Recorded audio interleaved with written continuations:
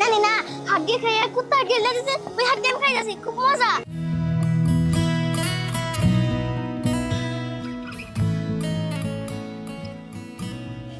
মা তোমার পছন্দের খাবার গরুর মাংস বেশি করে জাল দিছি, খাও তো, খাইয়ে দেখো কেমন হয়েছে। হ মা, তুই ঠিক কথাই কইছ।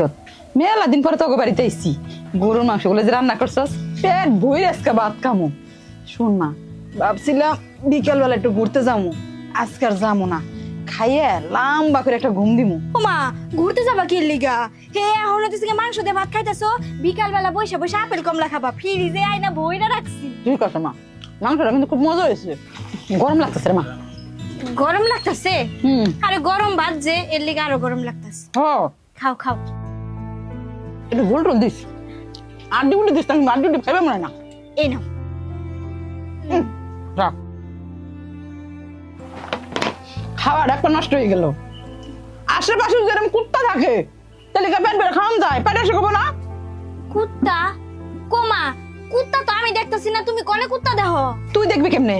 তোর কি চোখ আছে? চোখ থাকলে তুই ঠিকই দেখতি। এই দেখ, খাম্বার মতো খাড়াই রইছে, কেমনে করে খামো আমি? ও, এই বড় কুত্তা। এই ওই খাটাইশের বাচ্চা, তোর আমি কইছি না আম্মা যখন খাইতে বইবো তুই খাবারের ধারে কাছে আসবি না। যাই থেকে যা। মা তুমি তো আজকে অনেকগুলা গরুর মাংস রান্না করছো, ওই জায়গা থেকে আমার একটা টুকরা গরুর মাংস দিবা? এই চামিচটা দেখছস? এই চামিচ দিয়ে বাইরে তোর মাথাটা আমি ফাটাই দিব একবারে। মা তুমি আমারে মাংস না দিলা, না নিজে হাড্ডি খাইয়া হাড্ডি ফালাইছে না, ওই হাড্ডিটা আমারে দাও, আমি ওই হাড্ডিটাই খামু। আমার মায়ের যদি পেট খারাপ হয় তোর পাড়া দিয়ে ভুড়ি বাইর করে হালামু, এই আমি কয়ে দিলাম। মা তুমি আমারে আর কিছু নাই দিলা, মাংস যে পাতিলটা আছে না ফাঁকা, ওই পাতিলটা আমার দাও, আমি ভাত মিশাইয়া ওই পাতিলটা খাইরো। কি কইলি তুই? কি কইলি? বুঝছি, তুই এমনে এমনে এখান থেকে যাবি না, যে বন্ধ তোরে ঘর ধাক্কা না দিমু। যা, সর কইতেছিস ধর। অসভ্য মাইয়া জানি কোথাকারে।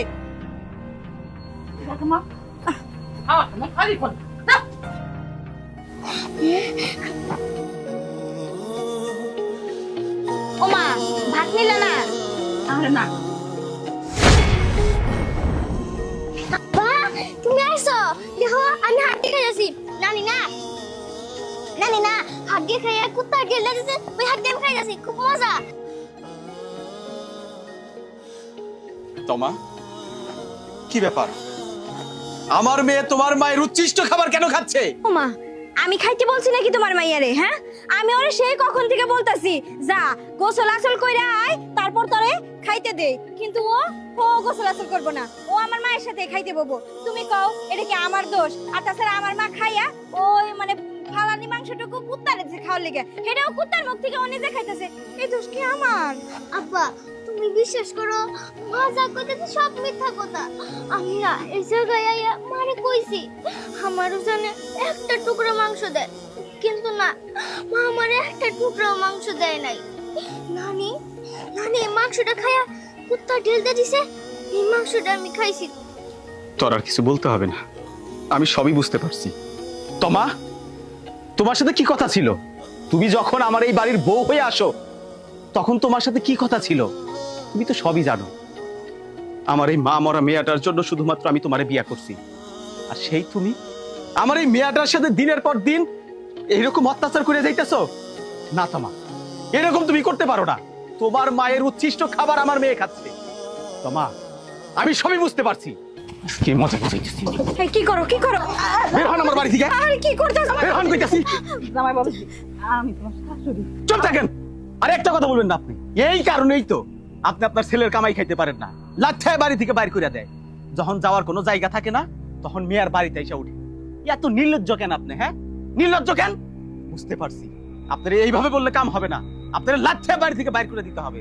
আপনি চান না আপনার মেয়ে সুখে থাকুক, শান্তিতে থাকুক? আরে আপনাদের মতো কিছু মহিলার জন্যই তো হাজারো সংসার ভাঙ্গা যায়, টুকরা টুকরা হয়ে যায়। বের হয়ে যান, এই মুহূর্তে বাড়ি থেকে বের হয়ে যান। আপনাকে যদি আমি আর কোনোদিন আমার বাড়িতে দেখি তাইলে এই মাটিতে মিলিছে আমি পুইতা ফেলাম। কি হইলো, এখনো এই বাড়িতে দাঁড়িয়ে আছেন কেন? বের হয়ে যান বলছি।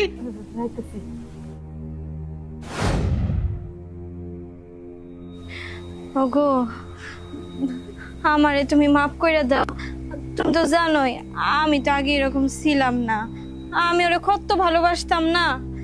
কও প্রথমবার তোমা, তুমি প্রথমবার ভুল করছো, সেই কারণে তোমার আমি ক্ষমা করে দিতেছি। দ্বিতীয়বার কিন্তু তারিকুল ক্ষমা করব না, তাই আর কখনো যেন ভুল না হয়। মা আয়।